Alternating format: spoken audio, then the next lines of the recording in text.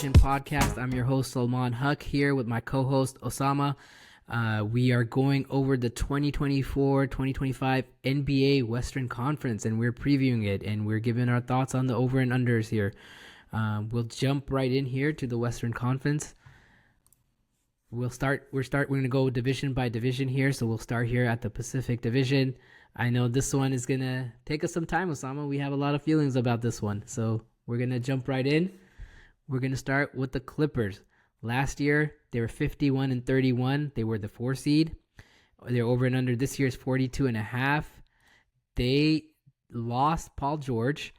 They lost Russell Westbrook. They lost Mason Plumlee. They lost Daniel Theis. They added Mo Bamba, Nick Batum, Chris Dunn, Derrick Jones Jr., Kevin Porter Jr. So what are your thoughts here, Osama, right off the bat on the Clippers? They had such a good year because they got a lot of games from Kawhi. They got 68 games from him, which was fortunate. So the regular season was a success. They were the 4th best offense in the league. But he fell apart when they needed him the most in the postseason. I think it's just hard to have faith in this team given his inconsistent availability. But, I mean, James Harden and Kawhi are a good 1-2 punch. They could still have a great regular season. I think they'll still be a decent offense, but not very good defensively without Kawhi. They have a new stadium, and I don't think that new stadium is going to see a ton of wins if they can't stay healthy. Yeah, I took a super negative view here of the Clippers. I went way under. I think I had them ranked 12th here in the West. Like, I think they're missing the play-ins, everything. I like, to your point, right? Can't see it with Kawhi staying super healthy. And then what is it? It's the James Harden show. James Harden isn't the same guy that was leading the Rockets here, 10 years ago and doing his thing. He's not that guy. So I do see major regression here for the Clippers. And then I think they're kind of done with the Kawhi experiment after this year. And then they kind of blow it up again and rebuild. Yeah, I think so. I think that they re-signed him, and I don't know what's going on with that. If it's a team that's willing to spend, I don't know how much patience they'll have left, given that they got a lot of money tied up in Kawhi and no hope in sight. Exactly. All right, let's move on to the Phoenix Suns. Last year they finished 49-33. That was a 6 seed. This year their over and under is 46.5. They added Tyus Jones, Monty Morris, Mason Plumlee. They lost Eric Gordon, and they added Ryan Dunn, a forward, with pick 28. So what are your thoughts here on the Suns, Osama? They didn't lose any key players, which is good. They got a quality backup point guard in Tyus Jones. They were the 9th best offense in the league last year, 13th best defense. So, I mean, they were pretty good last year. They didn't have a great postseason, but I think they'll actually be really exciting on offense this year. Mike Budenholzer is running the show. He always gets the most out of his team on offense. Defense, I think the main problem is Bradley Beal. Like, let's not bullshit around. He played 53 games, and he wasn't great defensively. He wasn't really that good offensively either in the playoffs. So I don't know what the Bradley Beal problem or situation is going to be this year. They're still good enough, and they're very top-heavy to have a good season and make the top 6 or 7.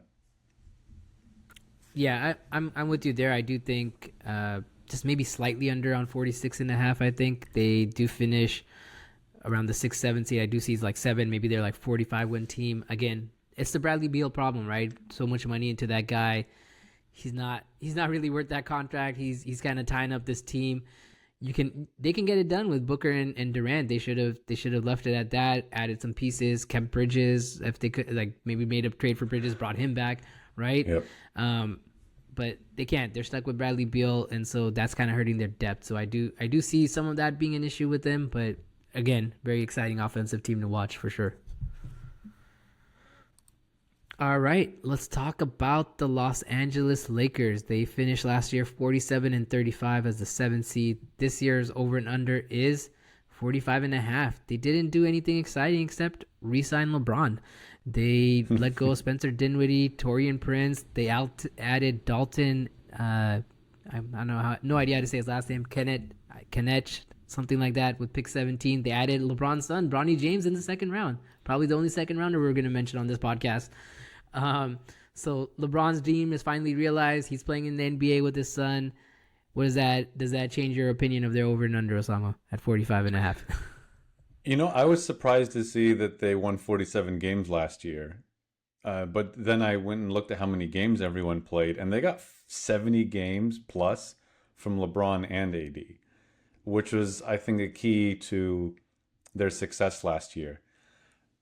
This is kind of where we start to enter like the Tom Brady phase of LeBron's career, where like, all right, he's turning 40 this year. It's his 22nd year.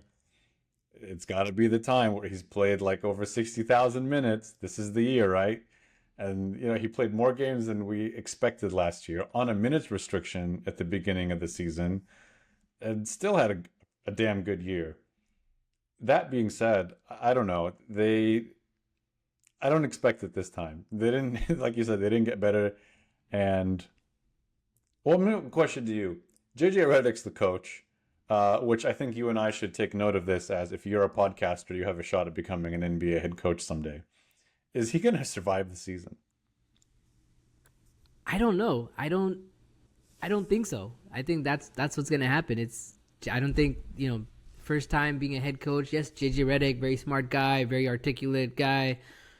Was he a great X and O guy on basketball? Yeah, people say he was. Could get to a spot, could shoot it, but I don't know. Does that translate to coaching? We don't know. We'll see. I do not think the Lakers are gonna win more than 45 games. I think they're going to be under. I think they're going to be fighting right there at the bottom of the play-ins. I think other teams got better in the West, and so the Lakers are going to have a struggle to make it into the play-ins and finish around the 10th, 11th seed here for me. And they do have LeBron and AD, so I mean, look, those guys could always like elevate the team, and they can have another good season. But I might start to feel like at some point, like it's just the father-son storyline, and maybe at some point later in the season becomes the retirement season versus here's a strong year 22. Exactly. I can totally see that happening here with the Lakers. All right, let's move on to the Sacramento Kings. They finished last year 46-36. That was only good for ninth in the West. Over under this year again is 46.5. They added DeMar DeRozan. They re-signed Malik Monk, Alex Len. They lost Harrison Barnes, Davion Mitchell, Chris Duarte. They picked up Devin Carter here, a guard at pick 13. So what are your thoughts here, Osama, on the Kings? 46.5, over or under?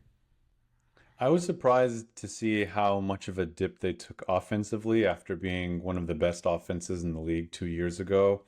They were 13th last year. Their defense wasn't terrible, really. They were 14th, right in the middle of the pack. DeMar DeRozan's a really great veteran presence. He's a good scorer. He'll fit nicely. I think they'll win a lot of games for sure. The two questions I have are the lack of three-point shooting from DeRozan specifically. That's always been kind of a limit on every team he's played on, and this is one of those teams that is going to need a lot of shooting. And the other is the Sabonis question on defense, which I think we kind of understand the Sabonis piece of it. But those are my two things. I don't know. Do you have similar concerns, or are you higher on this team than I am? I'm a little bit higher than you, I think, on this team. I do think, yes, DeRozan, lack of a three-point shot is concerning, but he does space the floor surprisingly well for someone who only shoots mid-range. So I do think there won't be a spacing issue for them like there was with, say, Harrison Barnes per se. Like, even though Harrison Barnes sometimes would just float to the corner, I do think they're going to get more productivity out of DeRozan, take some pressure off Fox, take some pressure off Sabonis. I think that's really what this was about. So I do think that's just going to make it better for everyone. And so I do see them going over 46.5. I think 47, 48 wins gets them there. And I do think that's good for like 6, 7 seed, right there on the cusp of the play-ins, right above it. So I do think they did get better with DeMar DeRozan, and I do like some of the younger pieces that they have that they're bringing along, right? So let's see. I mean, it's possible it doesn't work out. They can't shoot a 3-pointer for what it's worth. Keegan Murray regresses, and that's it, right? That's the end of. And it's not great for them, and they're right there in the play-in mix again at 8, 9 seed.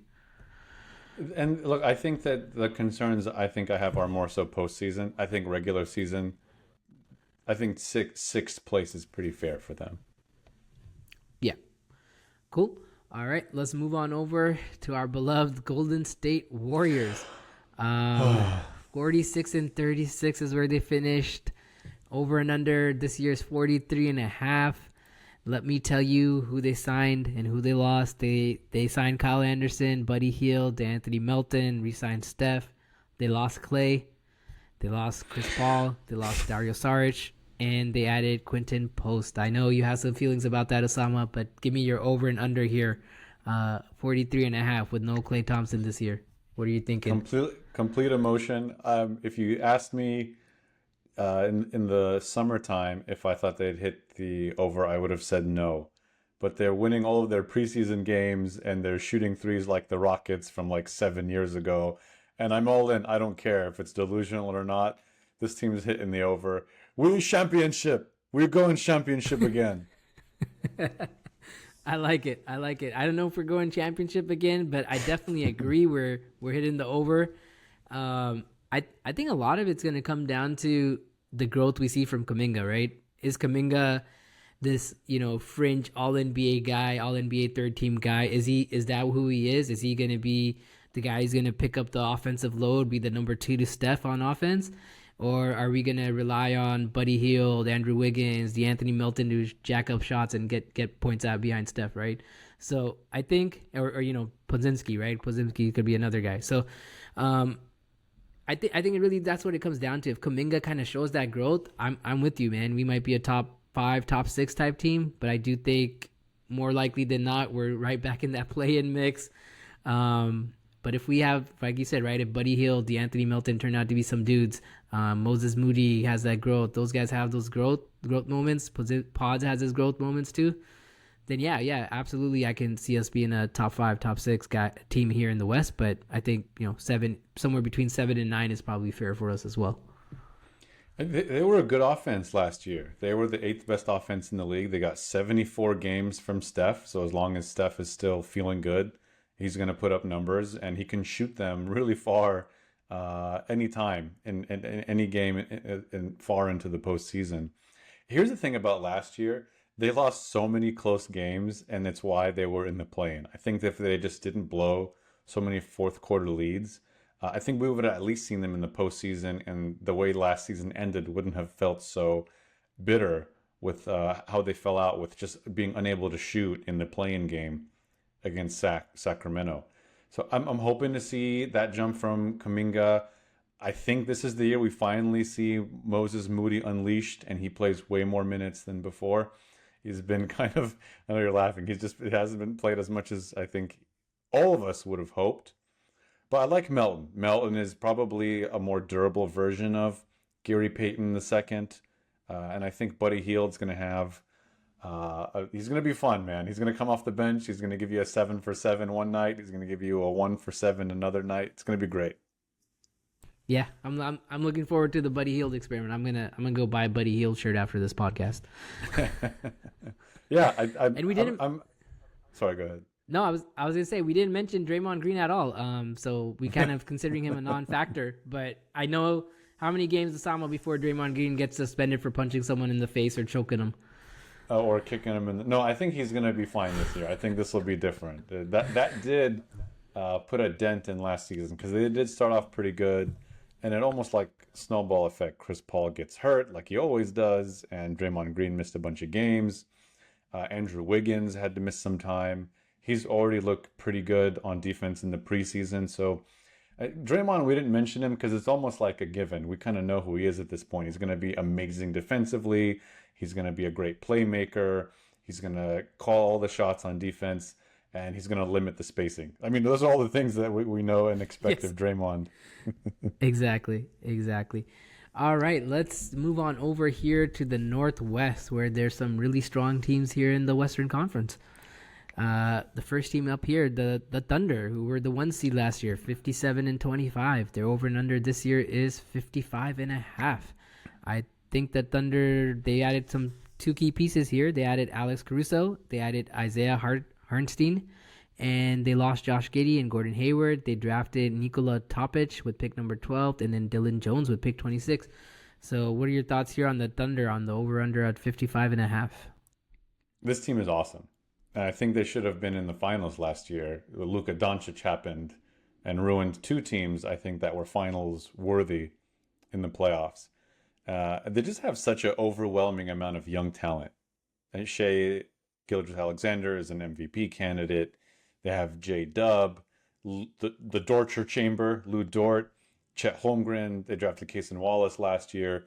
They're stubborn. They're tough defensively. They're great. They added Alex Caruso, who is also a great perimeter defender that can space the floor. This is a great team. I think they're of all the teams in the West have the most confidence in them getting to the finals this year. They're great.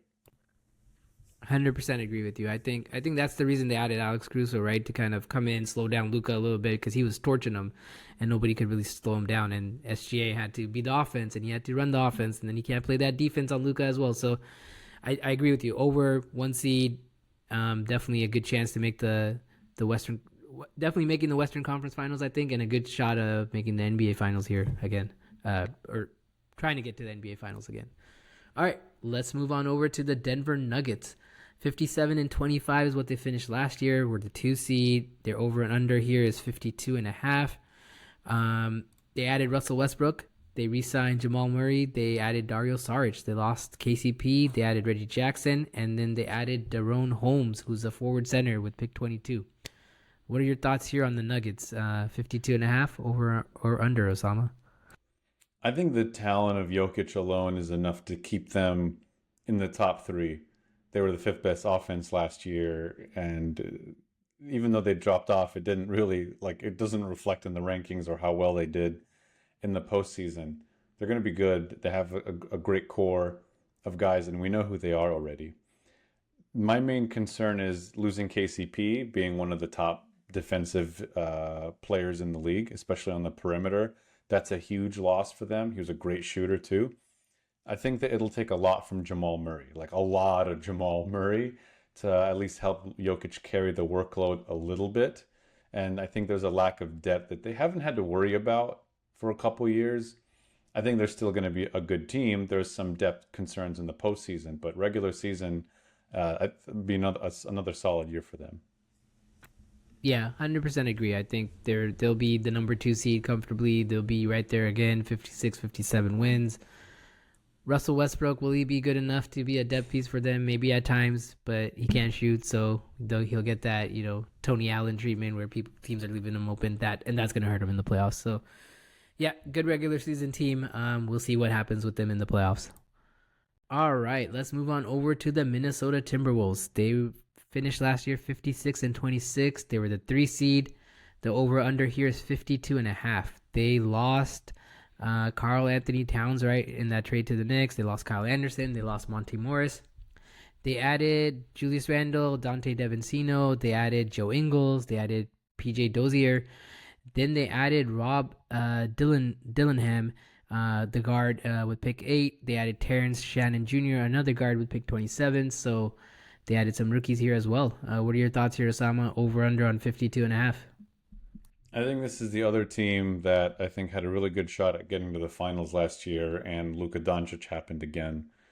But trading away Karl Anthony Towns may finally be the move that takes Anthony Edwards to the next level, where it's clear and obvious that this guy's an MVP candidate. He's a top 3 MVP candidate this year. I like that they added Randall and White Dante DiVincenzo. They're great additions via the Cat trade. They were the best defense in the league last year. A large part of that, hate him or love him, is Rudy Gobert. I don't see why they won't be the best defensive team again this season. And get ready for Naz Reid's season, baby. This is going to be Naz Reid's season. I think that aside from Oklahoma City, this is the team most likely to make the finals in the West. Yeah, I agree with you. I do see some spacing concerns with Julius Randle on the floor with Gobert, but they can figure that out. They can put Naz Reid in there, and he kind of solves that a little bit more. But again, I think good enough to finish where they were last year, 3 seed, 50, way over the 52.5, 56, 57 wins again for them this year. And like you said, I do think they're probably one of the teams playing in the Western Conference Finals. I do see Oklahoma City Thunder, Minnesota Timberwolves as kind of the 2 teams in the Western Conference Finals, but we'll give those thoughts when we get there. But again, Anthony Edwards, just a beast of a player, and continued even more growth from him this year. All right. Moving on to the Utah Jazz, one of the bottom feeders here of the West, 31-51, the 12th seed last year. This year, again, 28.5. Rumors about them trading Lauri Markkanen, but he ends up re-signing with them. They didn't do much. They added Drew Eubanks and then Patty Mills, and then they did get a little bit better maybe through the draft with Cody Williams, so with pick number 10, and then Isaiah Collier at pick 29. They added that the center out of Duke, the forward out of Duke, Kyle Filipowski. We had some drama around him, but they added some solid rookies here. But what are your thoughts here? Are they good enough to go over 28.5? I think they're firmly locked into tank mode. Yes. By design, this is the worst defense in the league. They're going to be at the bottom of the Western Conference, if not last, next to last. They were the worst defense in the league last year. They're number 30th, dead last out of all the NBA teams. It's kind of funny because in the beginning of the season, they started winning a bunch of games. You get Olynyk and Clarkson just like going crazy. And Danny Ainge was like, that's enough of that. Like, you guys are playing way less minutes. That's it. It was unfortunate that Lauri Markkanen didn't get traded somewhere else, but Danny Ainge probably wanted like 10% of your franchise's stock and 7 first-round picks or something like that to trade him. So kind of weird that didn't happen. And they didn't get a great draft pick after tanking. So I don't know. We'll see what happens with them. I'm not high on them, though. Yeah, I agree. I'm not high on them either. I think they're definitely under the 28.5. We'll see what they got in Isaiah Collier and Cody Williams. Maybe it's nothing. I feel like Isaiah Collier is Colin Sexton, so they just got his clone again. So I don't know what the Jazz are doing. Definitely Danny Ainge is just angling for more picks, and that's what he does. Danny the Hustler, right? So we'll see. I think they're definitely tanking for next year. All right, and the last team here in this division, the Portland Trailblazers. They had a 21-61 record. Were the 15th seed. Their over and under is 22.5 this year. They added Danny Abadija. They added Devontae Graham. They lost Malcolm Brogdon. They drafted Donovan Clingan with pick number 7. So what are your thoughts here, Osama, in terms of are the Blazers better than 22.5 wins or not? Maybe. I don't know. I don't think so. They have a collection of vets that don't really fit with Ayton and Anthony Simons and Jeremy Grant. It's all kind of weird. Offensively, they were the 29th ranked. They were damn near the worst offensive team in the league. I don't know if Billups has a grasp on like what the team's identity is. Like, at least if you have a good coach, you can get more out of your team. That wasn't really the case. Scoot Henderson had a pretty rough rookie year too. I think he ended the season pretty strong, but it looked really tough in the beginning. But he's got a lot of growing to do. And I like Shaedon Sharpe. He's nice. He only played about 35 games, so hoping that we get to see more of him. But all those guys, Simons, Grant, Ayton, these are all trade candidates. What the hell is the point? Unless they don't have any draft picks, or I don't know what their asset situation is like, but they don't have a strong incentive to be competitive. They might as well trade some of these guys. Exactly. They're not going to be very competitive. I think they'll finish right here again at the bottom of the West. And hopefully they're hoping they're going to get a first round pick next year and pair that with Scoot Henderson, who looked awful for most of last year. Some flashes. Let's see how he does this year. But again, if he looks awful again this year, yikes. That just resets the rebuild here in Portland. So let's go ahead and move on over to the Southwest Division here. We are going to talk about the Mavericks, who finished 50-32. They were the 5th seed. Their over and under is 50.5. They added Klay Thompson. They added Spencer Dinwiddie. They added Quentin Grimes. They lost Tim Hardaway Jr. They lost Derrick Jones Jr. They lost Josh Green. So what are you thinking, Osama? Over under on the 50.5 for the Mavericks here? I still like the over. I think Luka is talented enough to get them to 50 wins on his own. I think that they play a pretty good pace. They had the 10th best offense in the league last year. Didn't really matter how they were defensively. My main concern, though, is that they lost a lot of key contributors that kind of boosted them to the finals last year. So we'll have to see where that's going to come from. There's a big if they're gambling on with Klay Thompson to find his shot later in the season. I'm expecting, to be honest with you, as a heartbroken Warriors fan, for him to play in his Warriors jersey all season. I just can't see him in his Mavericks jersey. I don't really care. I can't do it. I'm in complete denial about him being in another jersey. Yeah, I mean, Kyrie Irving, they'll need more than 60 games from him. I think he only played 58 games or something last year. Yeah. So, I mean, that's it. It's Yeah. where is the scoring coming from? Exactly. I do think they'll finish maybe like 50 wins again this year. I do think they might look at maybe giving Luka some minutes restriction, giving him some time off as we get later into the season, just to keep him a little healthier for the playoffs, because he was winded by the time he got to the end of that run. So that he just didn't have enough left in the gas tank there at the end. All right, let's go to the New Orleans Pelicans. They finished 49-33, were the 8th seed. Over under is 46.5. They added Dejounte Murray, Daniel Tias. They lost Jonas Valanciunas. They lost Larry Nance, Cody Zeller, Dyson Daniels. They added Yves Messi, a center with pick 22. What do you think, Osama? Over and under on 46.5 for. Yeah, they added the greatest soccer player of all time, Messi. No, DeJounte Murray is the answer they've been looking for at point guard, which is it's great. McCollum and some of these other guys that they've started haven't really been it for them. So that's great, and he's a great defender. They were the 7th best defense in the league last year.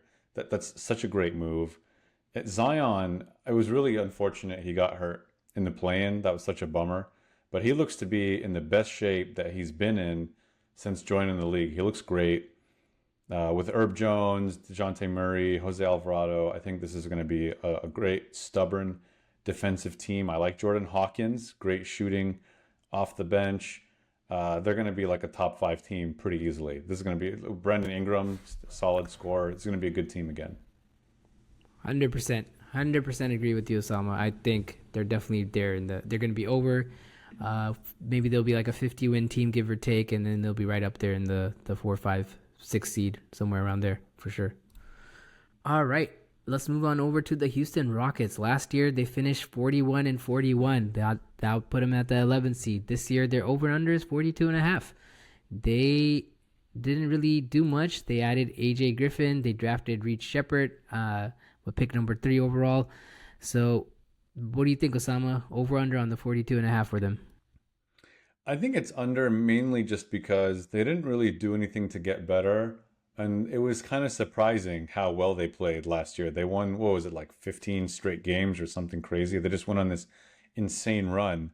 And mainly because of defense. They were the 9th ranked defense in the league last year. And I think it's Ime Udoka implemented just a really solid defensive discipline. And as you could see, he really gets the most out of his guys.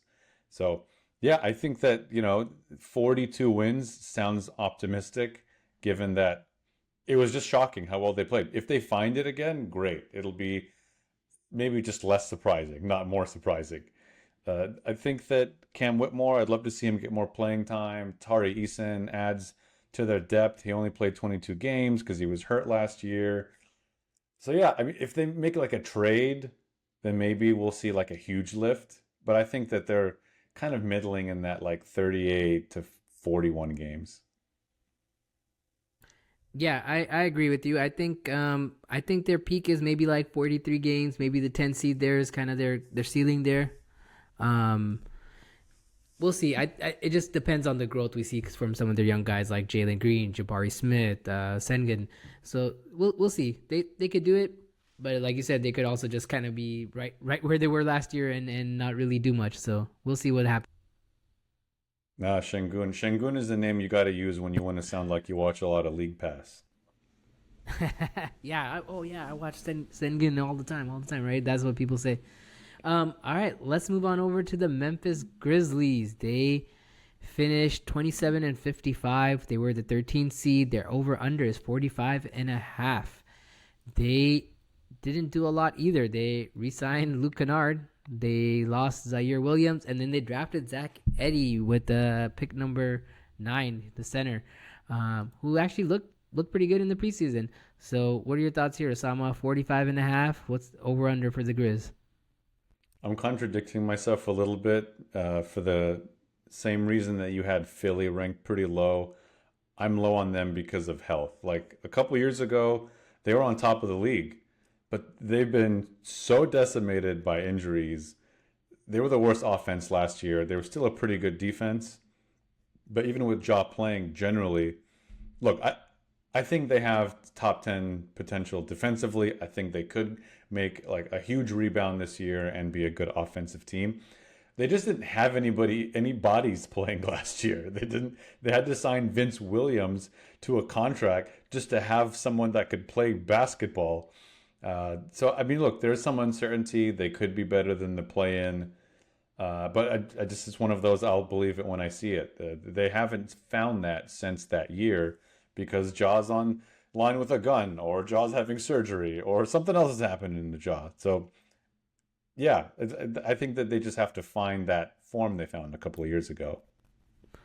Yeah, I think they will find it this year. I do like, Ja Morant coming back, strong year for him. Jaren Jackson Jr., Desmond Bane, they have the pieces. So I do think they may find themselves perfectly healthy and maybe right there 46, 47 wins. Maybe there's some injury.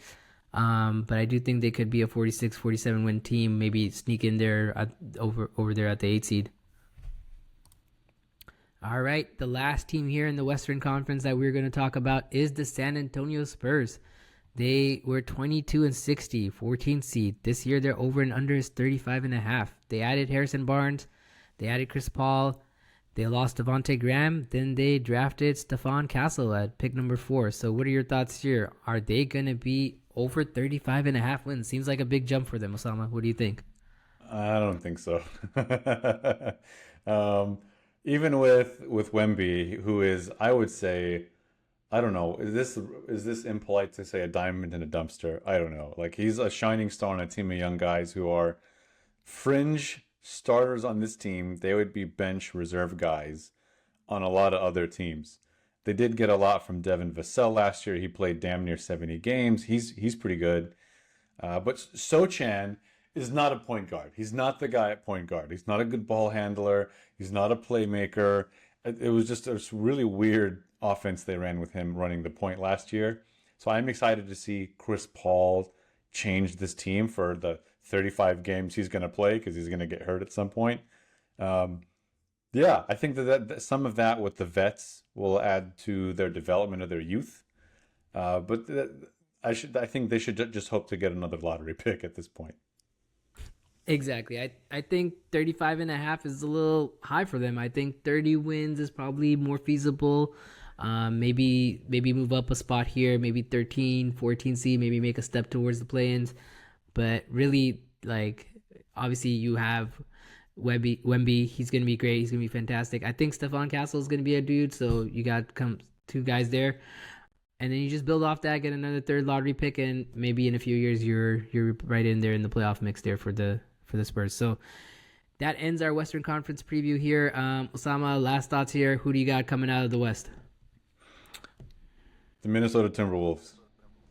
Oh, wow. I like it. I can see that. I'm going to go Oklahoma City Thunder. I think they had Doncic very close to beating Doncic last year. I know he kind of ran through them at some points, but I think the Oklahoma City Thunder, they're too deep, too talented. I think they'll make the finals this year. I'm looking forward to a Knicks Thunder final. I'm here for the Ant-Man MVP season. I like it. I can see it. All right, everyone. Thank you for joining us. Osama, thank you for your time. Follow us on the social media platforms. Peace. See y'all.